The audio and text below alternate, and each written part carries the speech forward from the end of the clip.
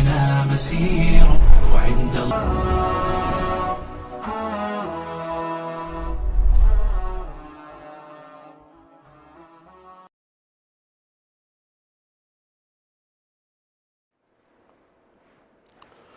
بسم الله الرحمن الرحيم. الحمد لله والصلاة والسلام على رسول الله وعلى آله وصحبه من والاه.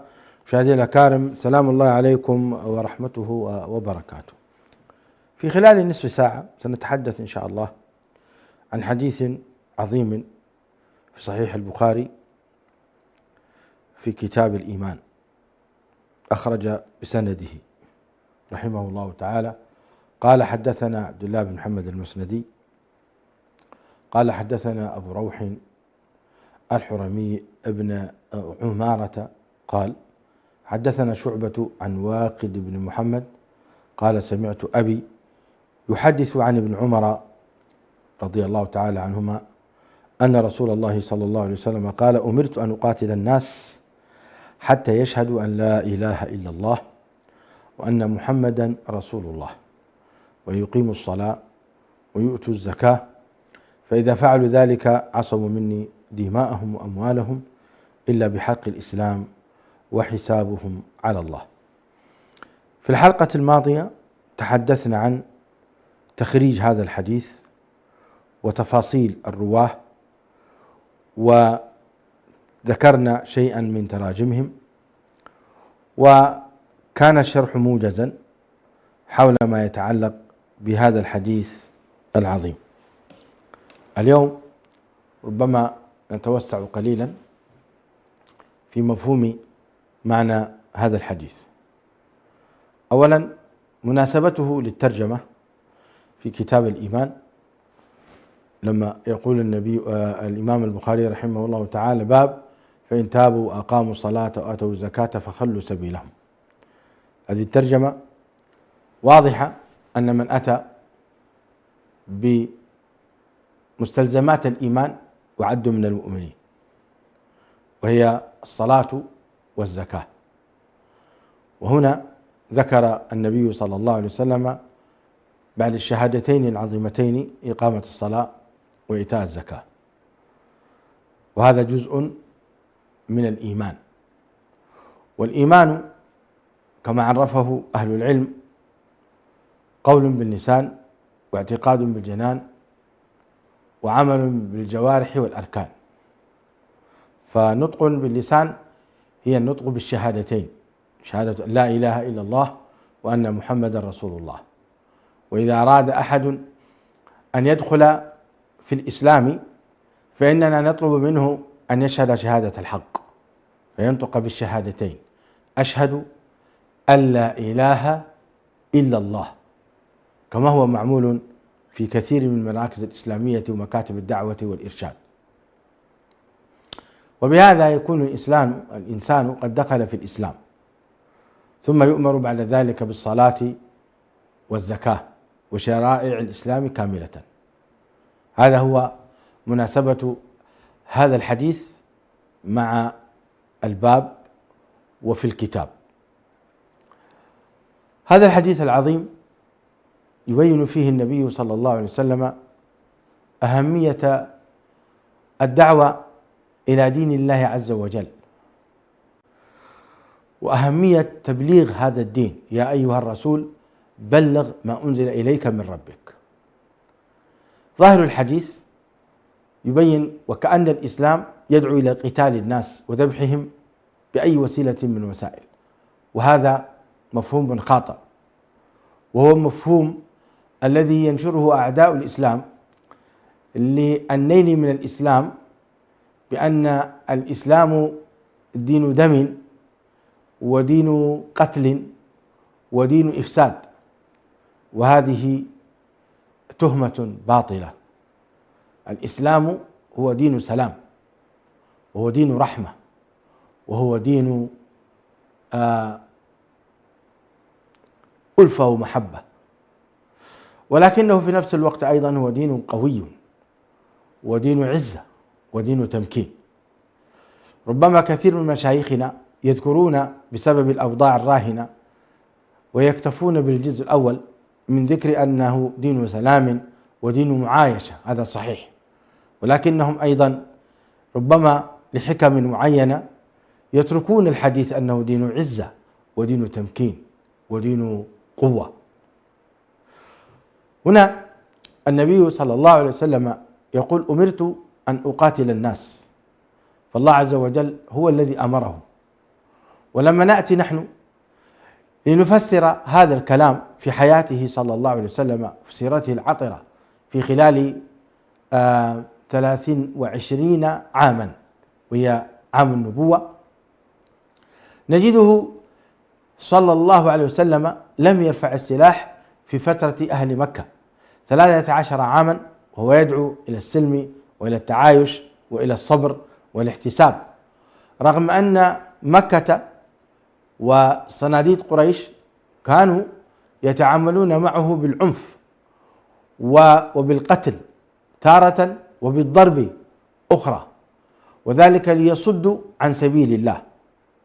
فقريش كفرت بالله عز وجل ولم تقبل دعوة النبي صلى الله عليه وسلم إلا قليلا من أبنائها. وعليه مشاهدي الأكارم، هذا الفعل من النبي صلى الله عليه وسلم 13 عاما هو صابر محتسب هو وأصحابه أكبر دليل أن دين الإسلام ليس دين قتال، ليس دين قتال، وإنما هو دين سماحة ورشد. وهذه الفترة 13 عاما أثبت فيها النبي صلى الله عليه وسلم دعوته بأنه يدعو الناس إلى توحيد الله عز وجل وترك عبادة ما سواه، ويدعو إلى صلة الرحم، ويدعو إلى ترك الفواحش من الزنا وشرب الخمور، كما نص ذلك أبو سفيان لما التقى برستم وسأله رستم عظيم الروم وأحرجه أمام المترجمين، فتحدث بحديث صادق عن رسول الله صلى الله عليه وسلم. إذن هذه مرحلة مكة هي التي أثبتت أن دين الإسلام دين سلام ودين معايشة ودين خير ودين توحيد ودين عدل. لما اشتد بالصحابة الكرام الأذى من قريش أمرهم النبي صلى الله عليه وسلم أن يهاجروا إلى الحبشة، فهاجروا، القصة معروفة، هجرتان معروفتان إلى الحبشة. وهذا أصبح شرف عظيم لبلاد الحبشة مسطر إلى قيام الساعة. رحم الله أصحم بن أبجر النجاشي رضي الله تعالى عنه وأرضاه، الذي أسلم ودخل في الإسلام وآمن برسول الله صلى الله عليه وسلم، فأصبح هذا شرف عظيم لأهل الحبشة من أثيوبيا وإريتريا والصومال وجيبوتي وأيضا جزء من السودان. هذه إمبراطورية الحبشة. ونحن في تركيا هنا إذا سئلنا من أين أنت قلنا من الحبشة، قالوا أوه بلال الحبشي، قلنا نعم. فكان هذا شرف لنا لابن عمنا بلال رضي الله تعالى عنه وأرضاه، وأصحم النجاشي أيضا الذي أنزل الله عز وجل فيه وإذا سمعوا ما أنزل للرسول ترى أعينهم تفيض من الدمع مما عرفوا من الحق. يا سلام. إذن مرحلة وجود النبي عليه الصلاة والسلام في مكة 13 عاما لم يرفع السلاح، وهذا الصبر العظيم على قريش وتوحيد والدعوة إلى التوحيد لم يجعلها الحقيقة تدخل في دين الإسلام أبدا. رأت قريش أن الكبر خير لها والعياذ بالله، فصدت عن سبيل الله وأرغمت من أرغمت للكفر بالله عز وجل، وأرادت قتل رسول الله صلى الله عليه وسلم. لاحظوا معي كيف قريش تريد أن تصد عن سبيل الله وتريد أن تقتل هذا الرسول الكريم الذي يحمل في قلبه علما عظيما وهداية كبرى للبشرية. تريد قريش أن تصد عن سبيل الله فتغلق هذا الباب، ولكن هيهات هيهات، الأمر ليس بيدها، الأمر ليس بيد قريش. ولذلك أمر الله عز وجل رسوله أن يهاجر إلى المدينة المنورة ليكون دولة وليكون قوة، من أجل أن يؤدب مثل هؤلاء الناس الذين يصدون عن سبيل الله.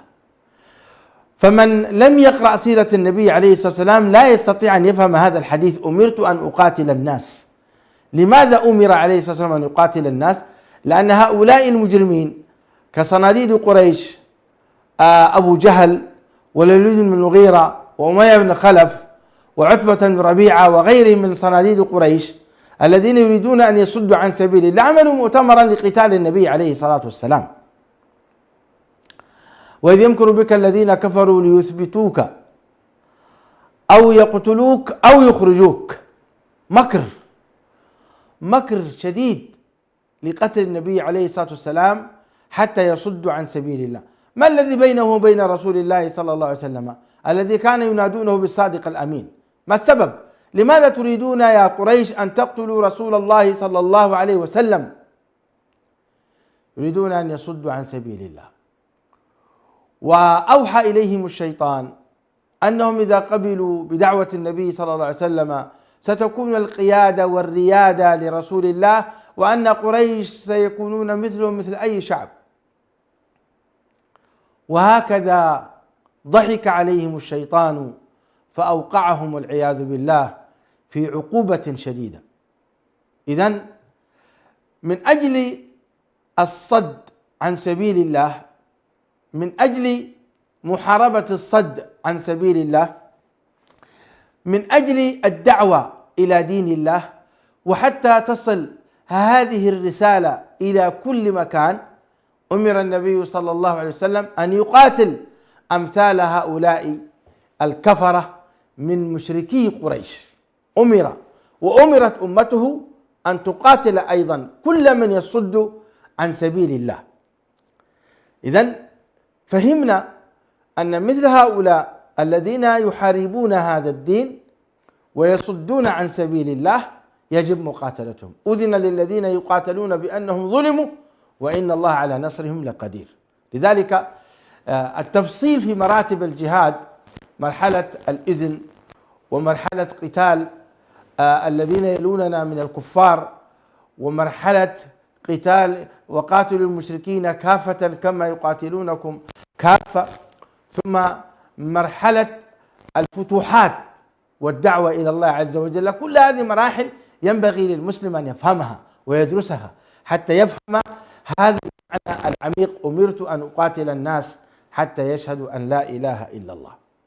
هذه جزئية مهمة جدا نفهمها ونفهمها أبناءنا تلو أبنائنا، حتى لا يفهم الجيل الصاعد بأن الدين الإسلام هو دين القتل وسفك الدماء. هذا ليس مفهوم صحيح، بل ديننا دين دعوة ودين سلام ورحمة.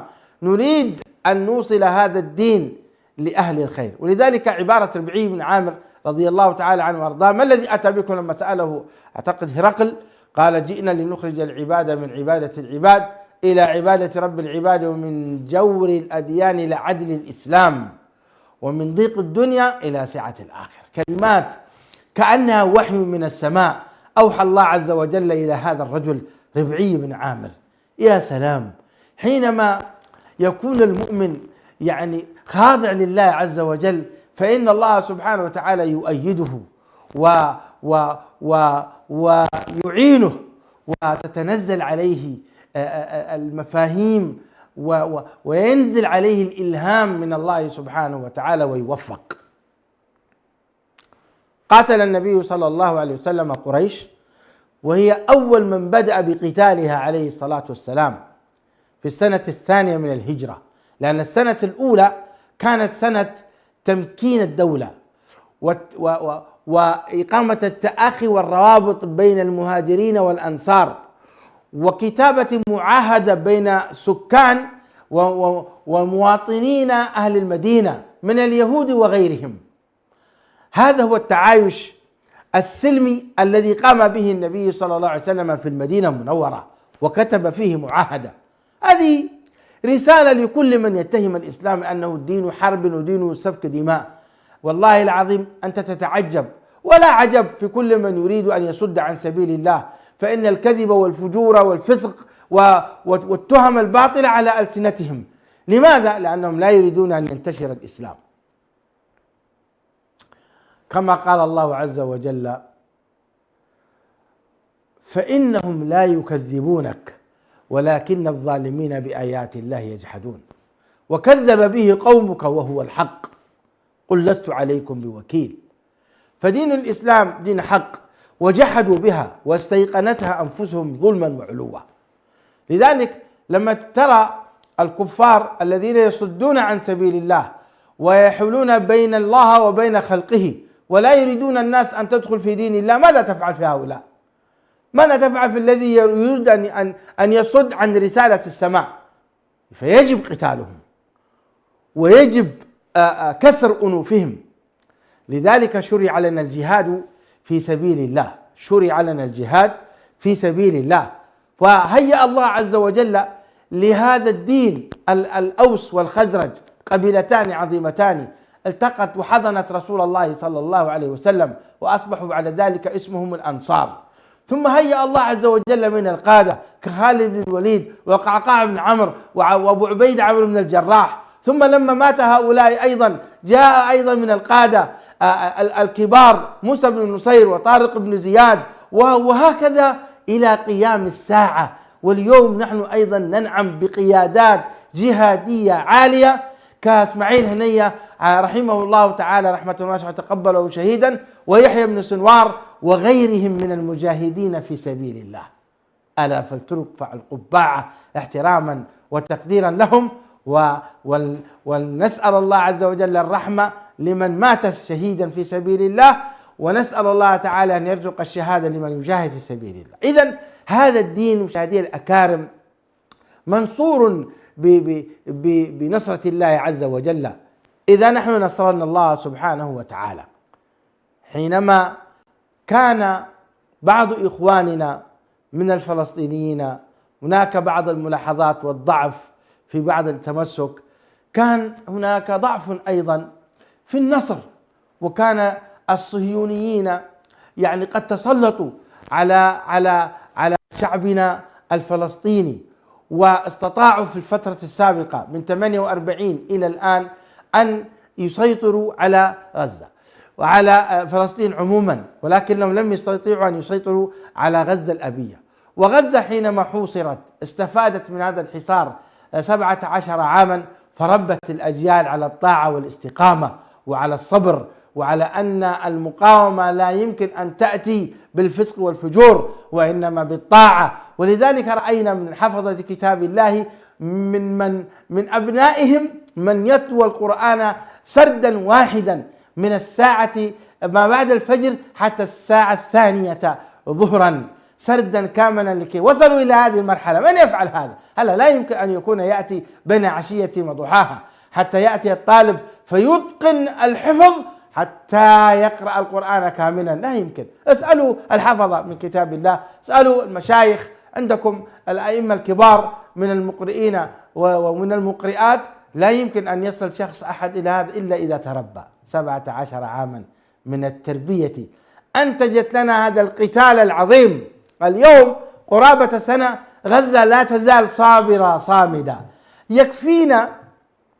يكفينا دليل على أن الله معهم وأن الله ناصرهم وأن الله مؤيدهم، أنهم وهم فئة قليلة صبرت في هذا الحرب الشديد على هؤلاء المجرمين من الأمريكان وفرنسا وألمانيا وبريطانيا وإيطاليا ودول الكفر.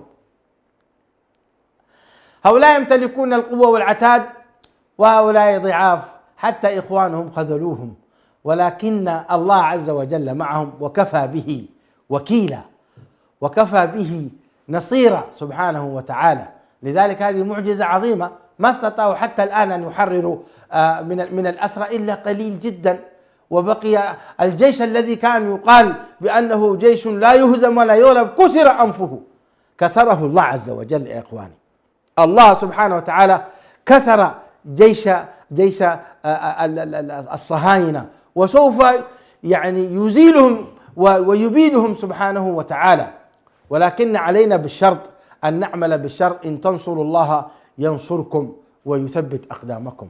إخواني وأخواتي، إن الأرزاق والأموال هي بيد الله عز وجل. أنسيتم أن الله أخرج للصحابة العنبر، الحوت الكبير؟ أخرج لما كانوا قد خرجوا جهادا في سبيل الله، أخرج لهم العنبر، فأكلوا منه وشربوا وأخذوا أجزاء إلى رسول الله صلى الله عليه وسلم وقال: اضربوا منه بسهم. هل يعجز الله عز وجل أن يخرج العنابر لأهل غزة؟ إن الله على كل شيء قدير. ولذلك نحن نستغرب كيف صبروا هذه الفترة كلها. من أين لهم الأسلحة؟ من أين لهم الطعام والشراب؟ والحدود كلها مغلقة، من أين لهم؟ أنت تتعجب فلا تتعجب. كم من فئة قليلة غلبت فئة كثيرة بإذن الله. والله غزة انتصرت وسوف تنتصر.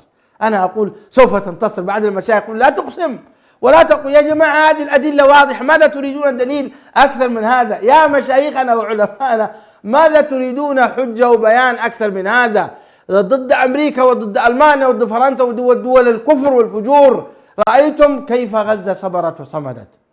اللهم يا ربي يا ربي يا ربي، نسألك النصر المبين والفرحة الكبرى بدخولنا إلى بيت المقدس والصلاة فيه، وأنت على كل شيء قدير. آمين. إذن أمرت أن أقاتل الناس حتى يشهدوا أن لا إله إلا الله.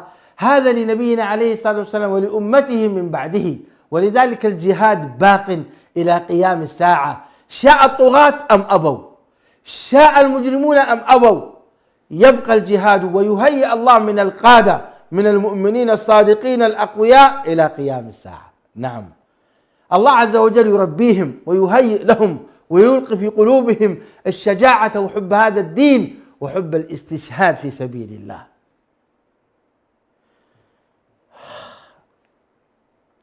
نسأل الله تعالى أن يرزقنا وإياكم الشهادة. أعتقد قارب الانتهاء. فهنا النبي عليه الصلاة والسلام قاتل حوالي 9 سنوات، منذ السنة الهجرة الثانية وحتى السنة التاسعة التي هي في عام الوفود. قاتل 28 غزوة أو 27 غزوة، في 9 منها حدث قتال بينه وبين المشركين الذين يصدون عن سبيل الله، وفي 18 غزوة تم بعضها بالصلح وبعضها بفرار الأعداء. وأرسل النبي صلى الله عليه وسلم 38 سرية بقيادة الصحابة رضوان الله عليهم. إذن وفتحت مكة في السنة الثانية من الهجرة، وفتحت عنوة وبقوة. صحيح لم يحصل قتال إلا من جهة خالد بن الوليد، لكن قريش لم تدخل في الإسلام إلا بقوة السيف. صحيح أن النبي صلى الله عليه وسلم قد عفى عنهم وقال اذهبوا أنتم طلقاء، وهذا أكبر دليل على أن النبي صلى الله عليه وسلم لم يستبح قريشا ولم يقتل، وكانوا مستحقين للقتل حيث قاتلوا النبي عليه الصلاة والسلام وقاتلوا أهله وقتلوا من قتلوا من أقاربه، ولكنه لم يتشفى لنفسه صلى الله عليه وسلم، وآثر عليه الصلاة والسلام أن يعفو عنهم. هذا هو دين الإسلام. هؤلاء حاربوه حوالي 8 سنوات، وقامت بينهم حروب في بدر وفي أحد وفي الأحزاب وفي مواقع كثيرة، ومع ذلك عفى عنهم صلى الله عليه وسلم. هذا أكبر رد على هؤلاء. يجب أن نفهم شبابنا أن دين الإسلام دين رحمة ودين تعايش، وهو كذلك دين قوة ودين عزة. فمكة المكرمة لم تفتح إلا عنوة وبقوة، فتحها النبي عليه الصلاة والسلام ب10,000 مقاتل، وكان على كل قبيلة من القبائل أتت يعني لما أمر النبي عليه الصلاة والسلام العباس بن عبد المطلب أن يأخذ أبا سفيان إلى مناطق مرور الجيوش الإسلامية، كان يقف أبا عثمان يقول من هذه؟ فيقول له هذه غفار، فيقول ما لي ولغفار. غفار قبيلة كاملة أتت للقتال مع رسول الله صلى الله عليه وسلم مؤمنة ضد قريش. ثم مرت بعد ذلك بنو سليم، قال من هذا؟ قال بنو سليم، قال مالي ومال بنو سليم. ثم أتت بنو هذيل، ثم بعد ذلك جاءت قبيلة ضخمة، فقال أبا سفيان من هؤلاء؟ قال هؤلاء الأنصار الأوس والخزرج الذين ناصروا رسول الله صلى الله عليه وسلم. إذن مكة المكرمة لم تدخل في الإسلام إلا عنوة كسر الله عز وجل أنفها، وأقام النبي عليه الصلاة والسلام الجهاد في سبيل الله، وذهب لينصر خزاعة التي دخلت في حلفه صلى الله عليه وآله وسلم. مشاهدينا الكرام، لا بد لنا من دراسة السيرة النبوية التي حرمونا منها الطغاة أن نتعلم السيرة النبوية، لا نتعلمها إلا في الأسبوع حصة واحدة فقط وفي آخر الحصص، وبعض المدارس تعلم السيرة النبوية فقط حصتان في الأسبوع. يا إخواني، حياة النبي عليه الصلاة والسلام حياة منهجية تربوية يجب أن نتعلمها كل يوم. ونحن الآن نأتي ونقيم عيدا لنبينا الكريم صلى الله عليه وسلم في السنة مرة واحدة، ونقرأ سيرته في السنة مرة واحدة. هذا والله ضعف. هذا النبي عليه الصلاة والسلام يجب أن نحتفل به صلى الله عليه وسلم يوميا. ولذلك أمرنا أن نؤذن بذكر رسول الله صلى الله عليه وسلم 5 سنوات حتى لا ينسى هذا النبي الكريم. أشهد أن لا إله إلا الله وأشهد أن محمدا رسول الله. بل صلاتنا لا تصح ما لم نسلم على النبي عليه الصلاة والسلام، فذكره مستمر. ألم نشرح لك صدرك ووضعنا عنك وزرك ورفعنا، لا إلى أن قال ورفعنا لك ذكرك. ذكر النبي عليه الصلاة والسلام رفع يا إخواني في كل لحظة وفي كل ساعة في هذه الأمة في هذا التاريخ. نأتي نحن نحتفل بمولده في السنة مرة واحدة، والله خسارة. ما عرفنا رسول الله صلى الله عليه وسلم، والله ما عرفنا قيمته. أم لم يعرفوا رسولهم فهم له منكرون. ما عرفنا هذا النبي الكريم، مقامه عند الله عز وجل عظيم. ما في ولا مرة واحدة ناداه باسمه عليه الصلاة والسلام. نأتي نحتفل به في السنة مرة واحدة، وأسفاه على هذه الأمة.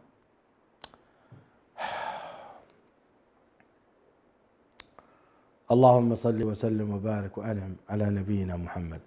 اللهم ارزقنا السير على منهجه، اللهم ارزقنا محبته، اللهم ارزقنا نشر سنته وهديه والعمل بما جاء به صلى الله عليه وسلم. ألقاكم الدرس القادم إن شاء الله. السلام عليكم. على نهج الرسول لنا مسير، وعند الله للساعي مصير. شغلنا عن طريقك يا حبيبا، فسيل الضيم في دمنا.